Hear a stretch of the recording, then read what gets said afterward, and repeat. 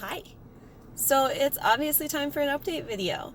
Um, I've thought about posting an update for a while. I don't think I ever took the time to fully give a detailed synopsis of my life and what I went through and where it's at now and all that jazz. Um, and May 31st is coming up, and that was a significant day for me, or is a significant day for me. So I was wanting to post a video regarding that, but now with all the traffic that I've gotten on my What to Drive video and everyone asking, like, what's going on, what I'm up to, what I went through, figure why not take this opportunity and do it now and combine the two things together. So, I'm going to start with kind of just my cancer journey and what it was, or what I remember of it at least. I was diagnosed with stage 3 melanoma cancer on April 3rd, 2014. I had gone into my dermatologist, well, not even mine. I actually hit up Facebook and asked friends, like, yo, I need a dermatologist to remove a mole. Who should I go to, right? So I went to a random dermatologist and asked the guy to remove the mole. I had a mole on the back of my right knee. It was like the size of a freckle in January. It grew to the size of a pencil eraser, and by March, it was itchy. That's the thing I remember most. It was fucking itchy, and I wanted it gone. It was kind of vain. I thought it was ugly. Wanted this thing gone, right? So I go in and ask him to remove it, and he told me no. And I was like, my body, bro. I want it gone. And we argued for a little while, and he finally agreed to take it off. And 3 days later, I remember I'm sitting on the floor in front of the mirror, doing my makeup, getting ready to go to work, and the doctor's office called, his office. And my first thought was, like, dude, it's only been 3 days. These results usually take 7 to 10. These guys are great. Like, super fast result. This is great. And the nurse gets on the phone and she's like, Victoria, we need to speak with you. And I was like, all right, what's up? She's like, no, we need you to come in the office. And I was like, no, I'm going to work. And she kept trying to convince me to come in. Nah, wasn't having it. I hang up. She calls back. Again, tries to get me to come in. And I was just like, no. Like, you can tell me over the phone if you got something to tell me.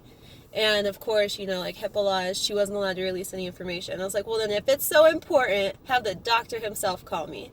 I was being a little bitch. And so I hang up again. And the doctor himself calls me. And all I remember is him saying, Victoria, you have cancer. You need to come in immediately. And my sassy ass tells him, I'm sorry, I have to go to work today. I'll see you maybe tomorrow. And I hung up the phone. And I went to work. And long story short, I ended up losing my shit at work and crying. They sent me home. I called my mom and dad. They met with me. We went to the doctor's office, got the full lowdown in the news about everything and what to expect. And immediately I called the treatment tornado. I got thrown into this tornado where it was like doctor's appointment, because I had to first go see, I think it was a surgical oncologist and then a plastic surgeon. And, so they took the little mole biopsy, but the margins were bad, so they had to take a bigger incision. But because of the placement of where it was at on my knee, they wanted a surgical oncologist to do it, but a plastic surgeon to stitch me up. And so we're doing, that was the first process. And then on top of that, I had to go get, MRI and CT scans. And at one point, I remember they put me in this room, right? This tiny little, 10 by 10 room. All that's in there is a recliner chair, and they sit me in it, put blankets on me, and they're like, do not move for an hour. Like, you cannot move at all. We don't even want you texting. Like, do not move.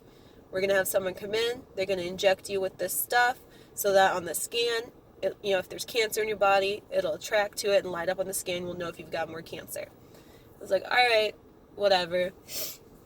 So dude comes in a full-on, protective suit with a lead box, wearing this protective gear to protect himself from the chemical in the box that he was about to inject into my body, right? And I was just like, oh, this is great.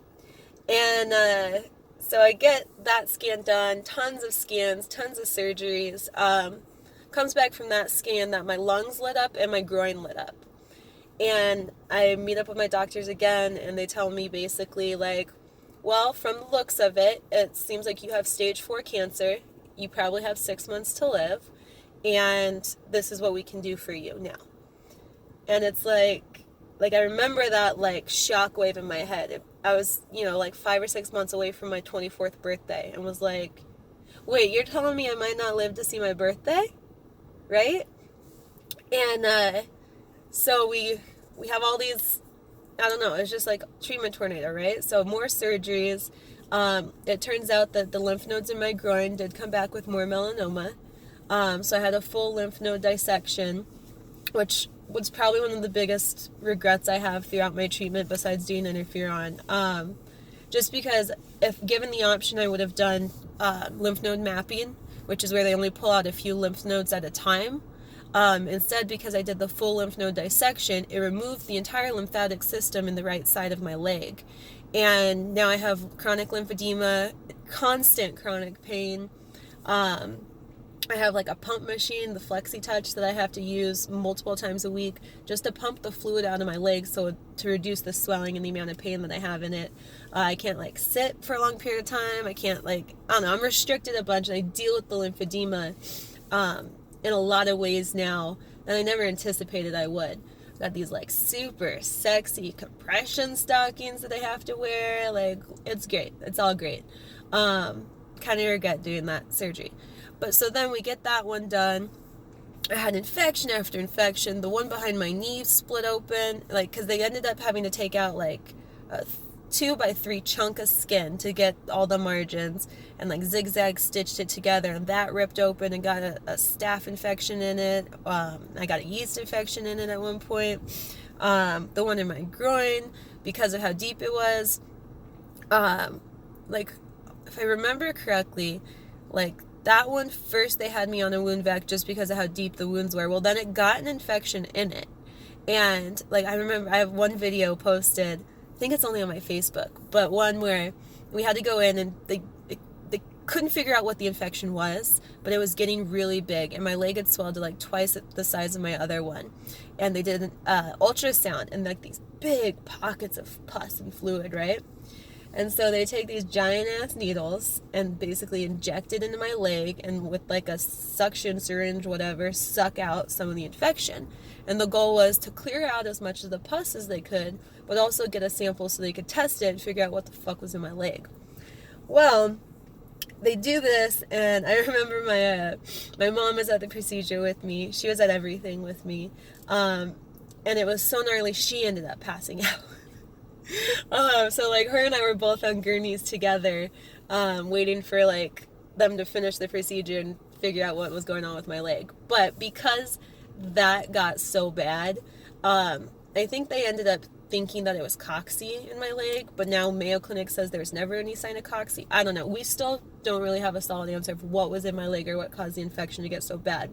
But it got so bad that I had to go in and have another surgery where they had to scoop everything out and cut more incisions. And so that, excuse me, is what led to me needing the wound vac, and led to the video of me changing my wet to dry bandage. I was on a wound vac at home overnight. The wound vac died or shut off or something. And because of that, I had to remove the wound vac and switch over to wet to dry bandaging to keep it clear of infection. Despite having fake nails and not wearing gloves and all the other sanitation things people have pointed out on that video, it did not get reinfected. The incisions closed up fine. I got some gnarly ass scars now, but for the most part it's good. There's a big ball of scar tissue that's super painful, but again, in general, it's pretty good. After that happened, I had to figure out like what was in my lungs, right? At this point, we're thinking it's more cancer. We're thinking like, this bitch is dead. And so in order to biopsy that, I like telling this story because it's fucking gnarly.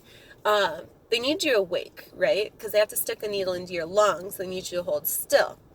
And so they give you a bunch of Benadryl, because apparently that makes you lose your memory. And they drug you up with Benadryl. They strap you down to this machine. And they take a needle that's like on a machine and like into your chest, right?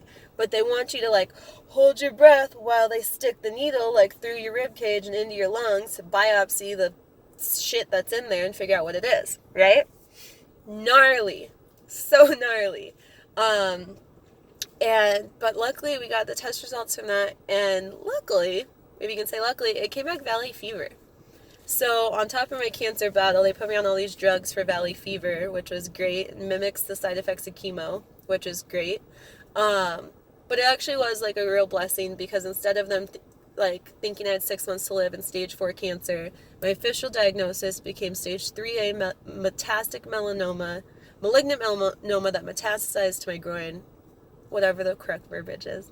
And that increased my chance of survival to 6 to 10 years, which is fucking dope, right? When you think you're gonna die before your birthday, now you've got a little bit of time. So that was pretty cool.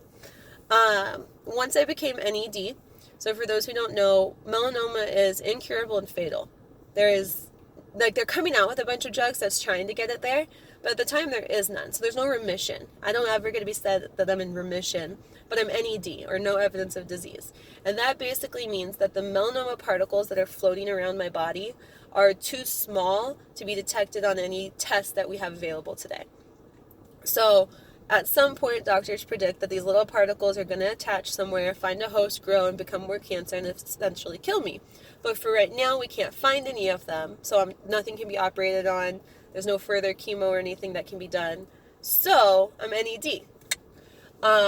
Once I hit that stage, though, then I did qualify. At the time I was diagnosed, there was only one chemotherapy available. It was actually an immunotherapy called interferon, and that shit sucked.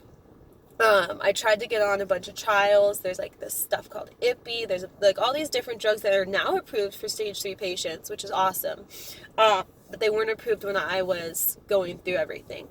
And so my only options were do interferon or do nothing and hope for the best. And I don't know about you, but if you've ever been in those shoes of like, you get told you're going to die, it's like, absolutely not. I'm going to do whatever the fuck it takes to survive this. So even though, like, everything I knew about interferon was nasty, and everyone told me, like, yeah, it kind of increases your chances, but it's no guarantee it'll kill the cancer and make sure it doesn't come back, I was like, I'm doing this. Like, I had to, right? Had to. So they put me on interferon. And what interferon looks like is 5 days a week, 4 hours a day, in a little room just lined with IV trees and recliner chairs of other cancer patients getting chemo, and they hook you up for fucking 4 hours, and you sit there as they pump this poison into your veins. And I did that for, I think it was a month or 6 weeks, and then they switch you over to maintenance, which is shooting that same poison into your stomach 3 times a week. It was gnarly. And those who are close to me know I hate needles. I hate them. Like, ever since I was itty bitty, I can't handle getting shots. I hate IVs. Needles in any way, no. And now I'm getting poked and prodded with needles daily between all these surgeries and hospital visits and chemo and stuff. And I actually, like, literally developed a fainting disorder where, like, you brought a needle into my arm, I passed out. And then it transitioned into, like, if I stood up, I would pass out. But that wasn't until a few weeks in on chemo. So, yeah, I did interferon for a while. I lost my mind. I legit went psycho. It was so painful and so intense that I remember, like, I remember feeling my body die. And that's the only way I can describe it, is I remember feeling my body die and feeling guilty, like I had failed my body, because it was trying so hard to fight for me, and I was killing it. And, I'm doing tests all the time to, see where I'm at, and my liver developed lesions, my organs started failing, they had me on so many drugs that literally my tolerance got so high that I was constantly in pain. Like, just the level of discomfort was insane, absolutely insane. There was one night that I remember, because my leg was still all, like, open wound, I could only have, like, 2 inches of water in the bath, and I fucking love baths. I was like, I feel like shit, I need a bath. So I'm in my 2 inches of water in my bath, butt-ass naked, and leaning against the wall, and I just, felt like my whole body was a migraine. Not a headache, like a migraine, right? If you haven't had a migraine, you know what I'm saying. My full body, just everything throbbing. I felt nauseous, I felt dehydrated, I felt tired, I felt weak, I felt like just every nasty feeling you can imagine I was going through, like, all at once. And I remember my mom and dad were freaked out. my dad comes in, like, he can barely get my pulse, and so he has, like, a cuff on my arm, and he's trying to, like, get my pulse, figure out what's going on, or my heart rate or whatever. And my mom was just, like, just a mess, you know? She was so scared for me. That sucks. But it was, like, at that point that's, like, we gotta do something different. And mind you, like, I come from a Mormon family, and my dad's a cop. Most of my family members are cops or military. Like, grew up a very clean-cut person. And I was like, I need to try medical marijuana. My body is dying. I need to do something different. And we did. I got my medical card. That night, I was actually able to hunt down some weed. And I smoked. And for the first time in days, I not only ate, but I slept. And for me, that was a really pivotal moment. It was like, okay, I got a little bit of hope, right? Like, I can do something that's going to help me. And I went to a rehab clinic because I wanted to get off all the Oxycontin and oxycodone and, like, all the drugs that they'd been pumping me with. And I didn't want to do that cold turkey, right? So I got some Suboxone. I got clean of all that within 7 days, which was, like, felt great to me. So, like, no more pills, no more bullshit. I smoked my weed, and I did that. And I ended up stopping interferon after only a couple months. You're supposed to be on it for 12 months. And I couldn't. I was losing my mind. Like I said, I went crazy. And, you know, stuff was interesting. They actually found another tumor on my back.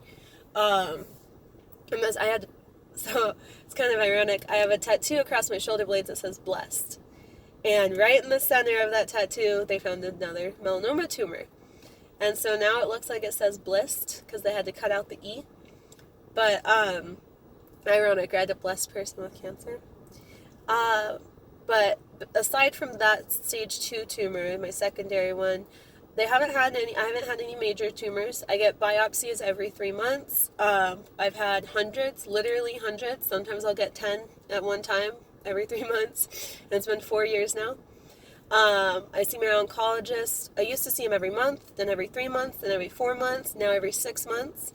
And those scans are looking good. There's still spots on my liver. There's a dead spot on my lung where the valley fever was. But overall, like, they're all super stoked. All of my doctors keep coming back, like, they're happy, right? Results are positive.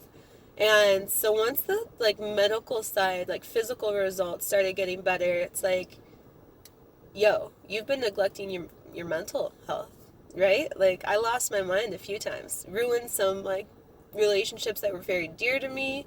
Like, I had some friends and family that came into my life, like, stronger and were, like, just so there for me that, like, those bonds are now incredibly strong. But then also with those closest to me, I pushed away, and, like, I was so nasty and just, like, sabotaged essentially a lot of relationships that I had, which was really excuse me, a sad thing to look back on, that's how it happened. And some of those relationships have been mended by now, but it's like, I don't know. I say that to just say, like, cancer's not just a physical fight. It takes a toll on you emotionally in a huge way. And if you're supporting anyone or you're loving anyone who has cancer, know that their anger and their frustrations and them pushing you away doesn't have to do with you. For me, at least, it was a huge guilt thing. I was so convinced I'd be dead any day that I didn't want my loved ones close to me. I wanted them to hate me. I wanted them far away because I didn't want them to hurt. If that makes sense at all. It kind of sounds silly when I say it out loud. But that's kind of how things went for me. Once I got to the point where, like, all my incisions were healed, I wasn't having surgery every time, I wasn't in and out of the hospital, it was, like, time to get back to normal life, if you will. But I really wasn't. I still kept smoking weed. I developed severe anxiety where I'd go weeks without leaving the house, severe depression, just all these emotional things that I discovered if I started feeling angry or sad or pissed off or depressed or anything, I could smoke some weed and feel better. And not just feel better, like, forget that I was feeling those other things, right? And that was great for me. I wanted to escape what my reality was, because in my mind, for a very long time, my reality sucked. The life I had post-cancer wasn't the life I wanted anymore, and I was mad about it, and I was sad about it, and it sucked. And then it got to the point where I realized, like, I kept running. I kept burning my life to the ground. I'd build up something great, have a new relationship, have a new job, and just was, like, still ultimately miserable. I kept burning shit to the ground because I just wasn't tolerating anything well, or like an adult, right? I wasn't facing actual things like I should have been. And great man came into my life over a year ago, and kind of put that thing into perspective for me, because I never really looked at it like that. I never looked at it like, well, maybe the reason, things always feel so catastrophic and feel so fucked up isn't because your life is so significantly harder lately. Maybe it's because you have all this stuff built up you hadn't dealt with. And I was like, that might be right. Like, yeah, And made the decision May 31st of last year to get completely sober. And it's not like I was like a avid drug user, like drank all the time. I would, go out and have beers with the girls when we'd go hiking, or like, drinks with friends now and then. But I definitely smoked weed every fucking day. And that was the day. I kind of thought about it up until that point, and May 31st, I was like, I'm done. That was the last time I did anything. And it's been an entire year. Well, tomorrow, because today's the 30th, but will be an entire year of being completely clean and sober. And it was really fucking hard, to be honest with you. Like, really hard at first. Because all of those things that emotionally I was trying to run from, I couldn't run anymore. I got smacked in the face with a bunch of reality, a bunch of shit that I didn't want to deal with. And, I mean, it sucked, but I can say now, being at this point, once I got past that point of, like, I don't want to deal with this, and, like, I dealt with shit, and I realized some shit, and I, like, talked through it with people, and, I took on a new perspective. I gave myself the ability to take on a new perspective of my resentments and the problems that I'd been having. Shit got a lot easier. And I had felt like for a really, really long time, like since I was diagnosed up until like a few months in on being sober, I had felt this weight on me. This like grudge, this resentment, this anger, this like I didn't feel comfortable in my own skin, because I didn't feel like I was living the life that was supposed to be mine. And then I felt just like this weight of trying to pull back my past and my old life, and wanting that so bad that it was like weighing me down from moving forward with my new life, right? And getting sober was able to open my eyes to like, look, dude, it's a blessing that you lost some of those things. It sucks and it hurts, but in a lot of ways, like, now I have other opportunities. Now there's other things that I'm open to. Now there's, like, super corny, but, like, shit happens for a reason. And there's reasons why I went through the shit that I did. There's reasons that, like, that life is now that life. This is my post-cancer. Sorry for all the coughing. This is my post-cancer life, and it's a beautiful thing. I've been able to have a lot of beautiful opportunities in this life that I didn't before. And I've been able to build a life that I truly get to design on my own. And I think I never felt that way, Tori pre-cancer. Tori pre-cancer was always trying to please everyone, was always trying to compete with everyone, and was always trying to, like, be the best and be perfect. And I was so A-type. I'm still kind of anal, but, like, so A-type, and everything had to be this way, that way, like, boom, boom, boom, prepared, everything.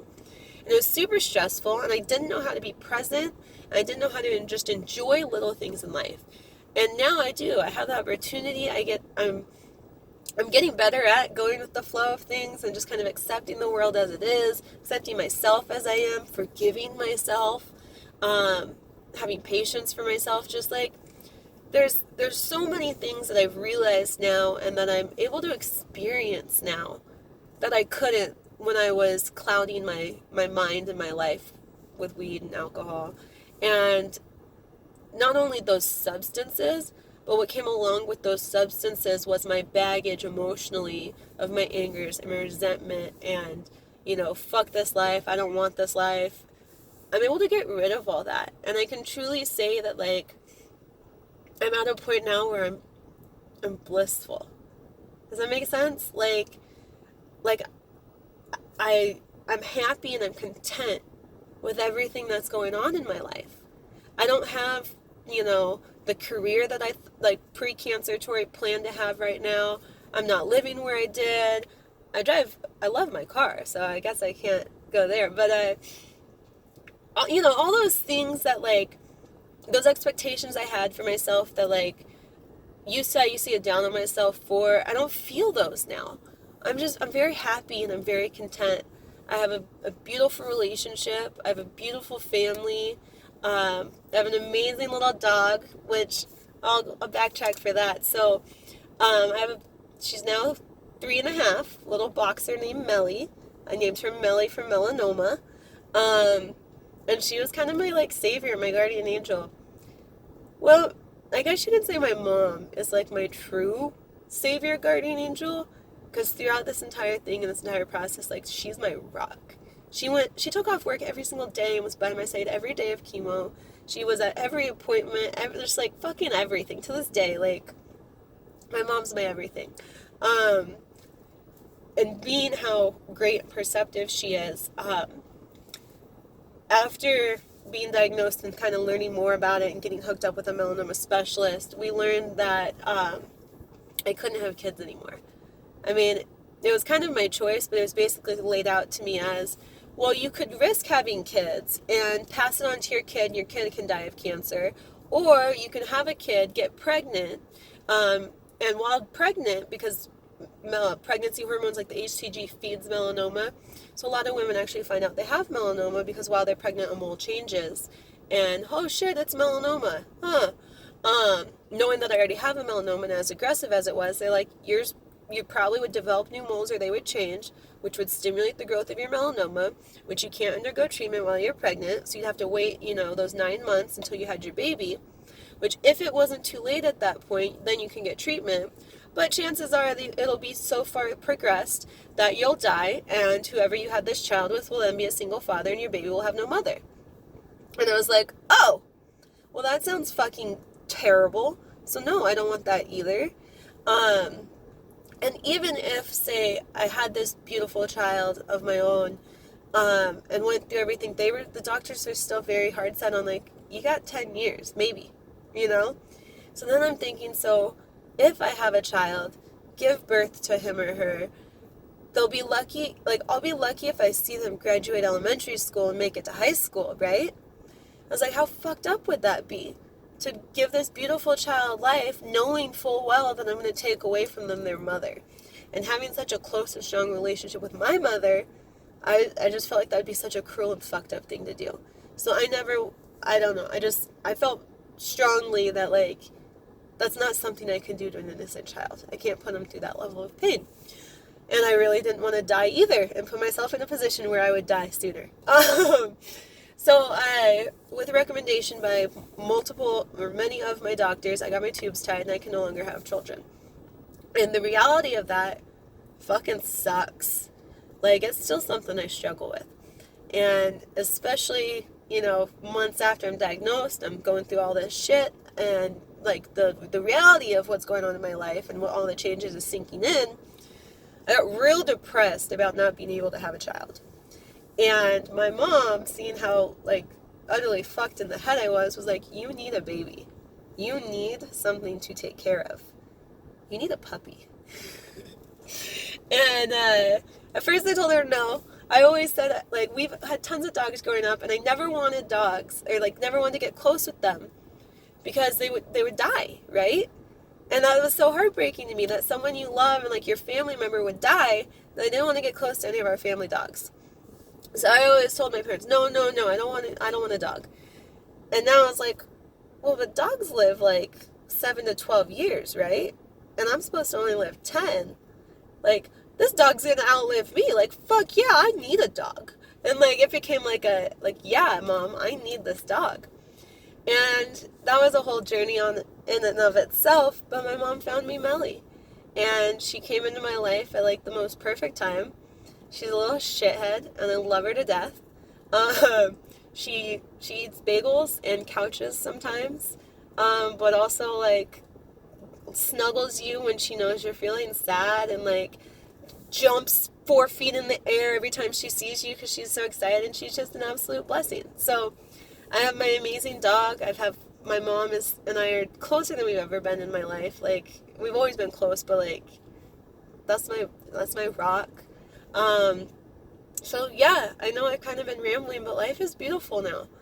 Life is great. I mean, I still struggle. I still have stress. I have bills to pay. I need to figure out if I'm going back to school or getting a job. I've got debt I need to pay off. Like all this, those typical life things. I'm back to life again. I'm back to all those normal everyday stresses that normal people have. On top of, the stress and fear of like, hey, I'm gonna die soon, maybe. I go to the doctors, they'll tell me, skinxiety kind of shit. Um, but I don't know, I guess in a weird way I'm grateful. I'm grateful that like now my stresses are like, oh shit, like I left the laundry in the washer and then put it in the dryer and now I gotta rewash it, fuck. And like, oh, I'm gonna be late for work. Or, like all that little stuff that like, that'll annoy me now. I'm like, I get the opportunity to be annoyed by that. Like, it's crazy, but it's kind of beautiful. It's kind of great. As shitty as things get on days and at times, like every day, and I have to be reminded of this often because I do forget this. So it's great that Jackson reminds me of it. But he says, "You're supposed to be dead already, so every day is a blessing." And it's like, that's so true. That is so true. I've lived so much, not only in this last year where I've actually been able to be present and live and have an amazing partner who like introduces me to a lot of incredible adventures, but just in the last 4 years since I was diagnosed. I live a life I didn't live before. I have a perspective on life I didn't have before, and I have a love and appreciation for everyone in my life and all the things in my life and all the people who piss me off even. Like, it's an appreciation, I guess, because if I were dead, I wouldn't be able to experience any of this stuff. So, that's my super long ramble video. Hope that answered some people's questions. I appreciate each and every one of you who've watched this video for as long as it's gotten, and I appreciate everyone who's followed my story. It's a story, man. It's a story. The one thing I ask everyone, if you ever see me in person, I am like that Nazi person with sunscreen. It's like, can I put this on you? Have you seen your dermatologist yet? So that's what I'm going to ask you right now is, if you haven't, please go see a dermatologist, man. Go get a skin cancer pre-screen check. It's really easy. You get butt naked. They look you up and down. They tell if you've got some funny moles or not. Sometimes they cut you up. Sometimes they don't. But then you know. This type of cancer does not discriminate. Yeah, fair skin, blonde hair, blue eyes. I'm a little more prone to it. But what killed Bob Marley? Bueller? Yeah. Bob Marley was killed by melanoma cancer. So it can happen to anyone, it can kill anyone, it can affect anyone. Don't let it affect you. Don't let it do this to you. Because as much as I do love my life, I fucking really wish I wouldn't have had to go through all the hell that I had. So, stay safe, and love you guys.